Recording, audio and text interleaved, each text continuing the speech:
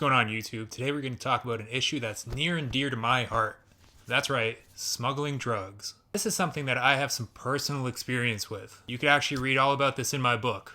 I'm going to put the link in the description for you guys. I actually got a 9-year prison sentence for trying to smuggle drugs into Australia. So trust me, I know what I'm talking about. Drug smuggling is a complicated process and it takes a lot of people to get right. It involves a lot of individuals and it takes a lot of careful planning. People are not taking chances when it comes to this sort of money and this type of payload. But listen, before I tell you all the details, I just want to make sure you know one thing. Drug smuggling is illegal, and it can have some really negative consequences on your life if you decide to do it. Trust me. I am only sharing this information to educate, inform, and share my story. So let's break down the 3 things you need to know if you want to talk about drug smuggling. The 3 most important words to know if you want to become a drug smuggler is doors, stores, and transportation, or TP. There's a lot of different ways to smuggle drugs, and there's a lot of nuance that comes with this topic. But those 3 nodes are essential to every operation. Let's start with the most basics, the transport. First step is to take the drugs out of the country that you want them produced in and bring them into the country where you want to sell them. To do this, you're obviously going to need some transportation. The type of transportation you need depends on where you're trying to get the drugs. If you're importing the drugs somewhere where the biggest border is a land border, let's say you're getting them from South America to North America, then you can rely on something as tried and tested as trucks. That's right, those trucks you see on the road, some of them probably have some drugs in them. Drug trucks. But trucks only work if there's a land border. What if you're on an island? Say, Australia. If that's the case, you might have to get a little bit more creative. You might have to use boats.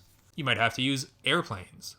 Now, the way that my operation worked that I went down for, it had the drugs in the lining of the suitcase. Private planes are also used to transport drugs. You also have the commercial options of transport, as cargo ships or flights carrying big freights. The same idea, just the scale is much bigger and the labor is much more heavy duty. Once those drugs arrive in the transport to the country where they will be sold, now actually need to be smuggled across the border. The process of smuggling the drugs is called using the door. Now, a door requires a network of people who are able to either bribe officials or work within the arenas of power that are used to keep people in and out of the country. Having a door could be as simple as just knowing a guy who works at the border. You find out when his schedule is. Maybe you pay him a little bit of money to make sure that one of your trucks goes through. Depends on the operation. I was actually in jail with one guy who worked at the border and got a really hefty prison sentence for helping someone out. You could also just hope for the best and pray that it makes it through, but if you're dealing with a large amount of money, then you're not going to want to take any chances.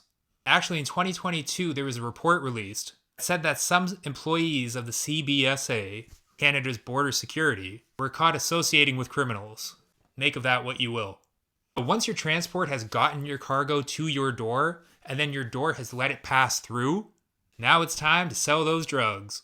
You have to get rid of them by selling them to consumers, and this is where the store comes in. Store involves a network of drug dealers. They sell the drugs on the street in various quantities, whether it's kilograms, pounds, ounces, 9-packs, or gram by gram. It's the store's job to get rid of the product once it's in the country. As you can see, drug smuggling is a complex process. It requires multiple points across the supply chain to work in conjunction with one another to make sure everything goes smoothly. It would be pretty impressive if it wasn't illegal.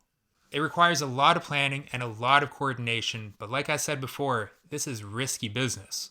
It's a very dangerous activity and the consequences could be huge. I myself received a 9-year prison sentence for trying to import 40 kilograms of cocaine into Australia. So if you or someone you know is considering getting into the drug smuggling game, I would urge you to reconsider. Take it from me, it's not worth it. Thank you everybody for watching this video. I hope you found it informative. If you have any questions or comments, please leave them below. Don't forget to subscribe to my channel and see what kind of informative videos I have coming next.